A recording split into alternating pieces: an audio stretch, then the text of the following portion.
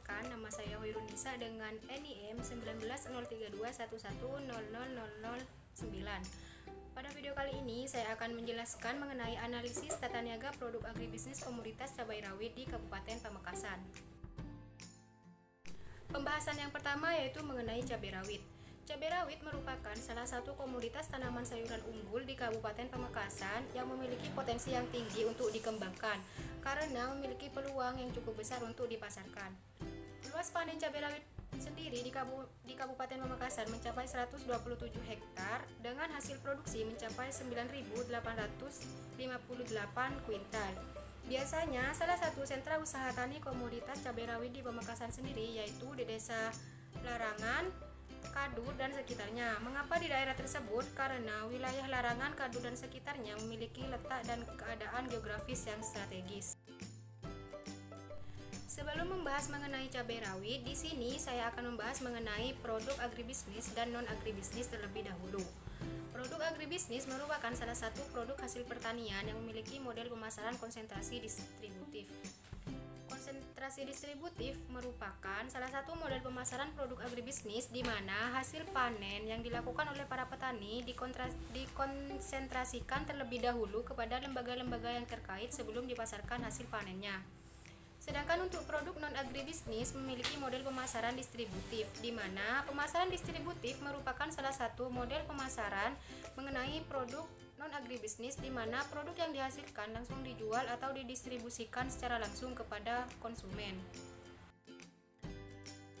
Pembahasan selanjutnya adalah pendekatan analisis tata niaga komoditas cabai rawit di Kabupaten Pamekasan, di mana terdapat 3 pendekatan, yaitu pendekatan komoditas, pendekatan institusi, dan pendekatan fungsi. Di sini saya melakukan wawancara kepada 6 pedagang cabai rawit di salah satu pasar di Kabupaten Pamekasan, yaitu Pasar Sengir. Pertama-tama yaitu mengenai pendekatan komoditas atau commodity approach. Pada komoditas cabai rawit, pendekatan komoditasnya dilakukan dengan cara mengetahui karakteristik cabai yang sehat dan cabai yang terkena hama serta saluran pemasarannya. Pada umumnya, komoditas cabai rawit memiliki karakteristik yang mudah busuk apabila tidak dilakukan penyimpanan dengan tepat. Sedangkan untuk saluran pemasarannya, komoditas cabai sendiri memiliki 3 saluran pemasaran. Yang kedua yaitu pendekatan institusi atau institutional approach. Pendekatan ini dilakukan untuk mengetahui lembaga-lembaga pemasaran serta peraturan-peraturan mengenai sistem pemasaran komoditas cabai rawit itu sendiri. Dalam kegiatan sistem pemasarannya, komoditas cabai rawit di Pasar Sengir terdapat lembaga-lembaga yang terlibat seperti petani, pedagang besar, pengepul, pedagang pengecer, dan konsumen. Selanjutnya yang ketiga yaitu pendekatan fungsi atau functional approach. Pendekatan fungsi pada komoditas cabai rawit di Pasar Sengir terdiri dari 3 fungsi, yaitu fungsi pertukaran, fungsi fisik, dan yang terakhir adalah fungsi fasilitas. Dalam fungsi pertukaran komoditas cabai rawit meliputi kegiatan jual beli komoditas cabai rawit antara para petani hingga ke konsumen akhir. Dan pada fungsi fisik terdapat kegiatan berupa processing dan penyimpanan. Kegiatan processing pada komoditas cabai rawit berupa pemanenan cabai rawit yang sudah siap panen. Setelah itu dilakukan penyimpanan cabai rawit guna menghindari busuknya cabai rawit sendiri. Dan yang terakhir adalah fungsi fasilitas, di mana terdapat kegiatan pengemasan komoditas cabai rawit sehingga memudahkan para pedagang dalam proses pengangkutan cabai rawit dari tempat penyimpanannya. Pembahasan selanjutnya yaitu mengenai analisis struktur pasar komoditas cabai rawit. Analisis struktur pasar komoditas cabai rawit dapat dihitung menggunakan beberapa analisis seperti market share, CR4, IHH, indeks Rosenbult, dan koefisien indeks Gini.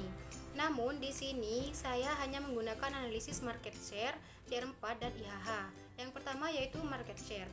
Berdasarkan hasil perhitungan yang telah dilakukan, diketahui bahwa nilai market share yang dihasilkan adalah 78,8, sehingga dapat disimpulkan bahwa struktur pasar yang terbentuk adalah pasar oligopoli ketat karena 4 perusahaan terkemuka memiliki pangsa pasar 60-80%. Pada CR4 sendiri, berdasarkan hasil perhitungan mengenai komoditas cabai rawit diperoleh nilai sebesar 0,7 yang berada pada rentang CR mulai dari 0,4 sampai 0,8, sehingga struktur pasar yang terbentuk adalah pasar oligopoli atau oligopsoni. Dan yang terakhir yaitu IHH. Berdasarkan perhitungan, nilai total IHH sebesar 0,18 yaitu berada pada rentang IHH mulai dari 0 sampai 1, sehingga struktur pasar yang terbentuk adalah pasar oligopoli atau oligopsoni.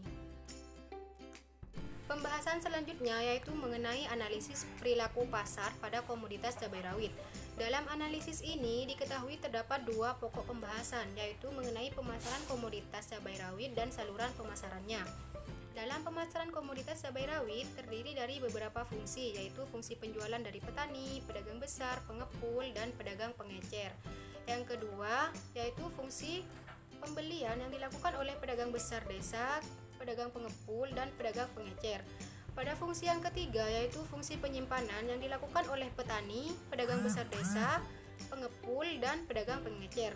Dan yang terakhir yaitu fungsi transportasi, di mana fungsi ini dilakukan oleh pedagang besar desa, pengepul, dan pedagang pengecer. Sedangkan saluran pemasaran pada komoditas cabai itu sendiri terdiri dari 3 saluran pemasaran. Yang pertama yaitu saluran pemasaran yang terdiri dari petani ke pedagang besar desa, ke pedagang pengepul, ke pedagang pengecer, dan konsumen. Sedangkan untuk saluran yang kedua yaitu terdiri dari petani ke pedagang besar desa, ke pedagang pengecer, dan yang terakhir yaitu ke konsumen. Sedangkan pada saluran pemasaran yang ketiga yaitu terdiri dari petani ke pedagang pengecer, dan yang terakhir yaitu konsumen. Dan untuk pembahasan yang terakhir yaitu analisis kinerja pasar komoditas cabai rawit. Dalam analisis kinerja pemasaran ini terdapat beberapa margin pemasaran yang berbeda-beda.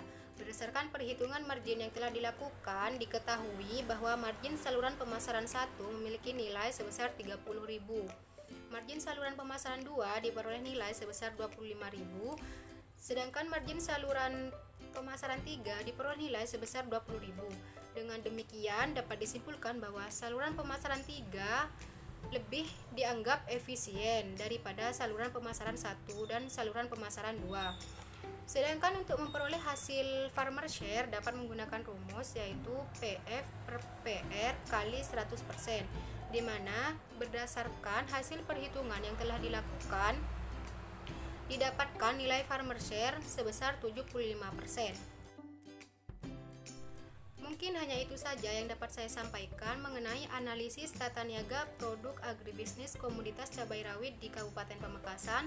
Kurang lebihnya saya mohon maaf. Wabillahi taufiq wal hidayah. Wassalamualaikum warahmatullahi wabarakatuh.